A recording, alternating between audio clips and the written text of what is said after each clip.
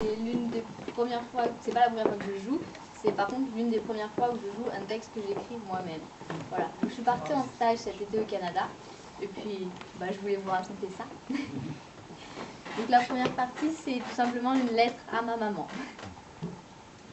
Ma chère petite maman, je suis bien arrivée dans ce pays lointain qu'est le Canada, après un voyage absolument horrible.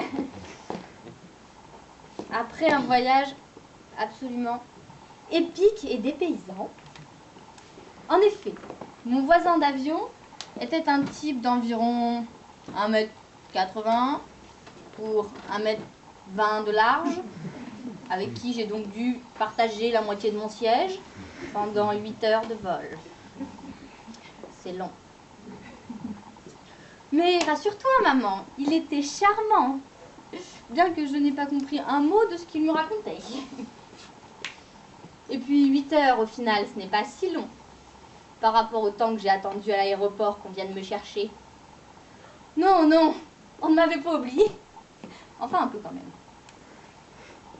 Bon, laisse-moi te présenter ce qui va être ma nouvelle famille pour les 3 prochains mois. Alors il y a Suzy, la mère. C'est elle qui dirige l'élevage où je vais travailler. C'est donc elle le chef suprême et absolu. Il y a Ron, le père.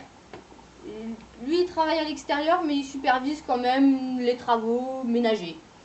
Tu n'as pas fait la vaisselle, n'oublie pas de faire à manger. Ils ont 2 fils, mais on les voit pas souvent. Parce qu'il y en a un qui fait le tour de Russie en stop, et l'autre qui entraîne sa copine bodybuilder. Non mais c'est vrai. Et puis, il y a aussi Tiffany, ou Tiffany, qui va être ma nouvelle sœur pour ces 3 prochains mois, puisque c'est l'autre stagiaire, qui est française elle aussi. C'est quelqu'un avec qui je vais pouvoir m'engueuler en français, après de dures journées. Ça peut faire du bien.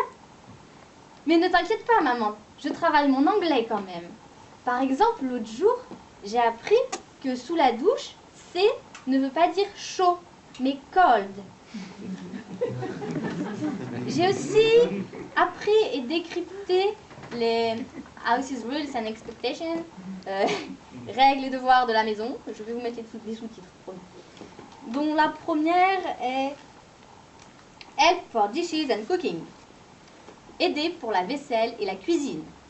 N'oubliez pas, vous êtes responsable de la vaisselle et faites à manger aussi pour nous le midi parce que bon, quand on a la flemme, c'est pratique. Keep your bedroom and your bathroom clean and tidy. Gardez votre chambre et votre salle de bain propres et rangées. N'oubliez pas non plus de faire le ménage du salon, de la cuisine, de notre salle de bain, de notre chambre et éventuellement de la laverie.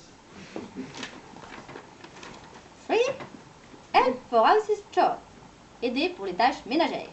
Vous êtes responsable, entièrement responsable de la vaisselle. 4. Internet, the phone and the computer are our work tools. Please ask if you want to use it. Demandez pour utiliser Internet, le PC ou le téléphone, car ce sont nos outils de travail. Et on ne vous les prêtera pas. 5. Please ask what can I do to help. S'il vous plaît, demandez. Que puis-je faire pour aider? Ben oui, demandez du travail, on vous en trouvera.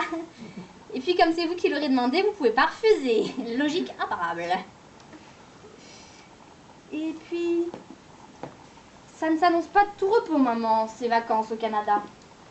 Enfin, c'est peut-être pour ça qu'on appelle ça un stage.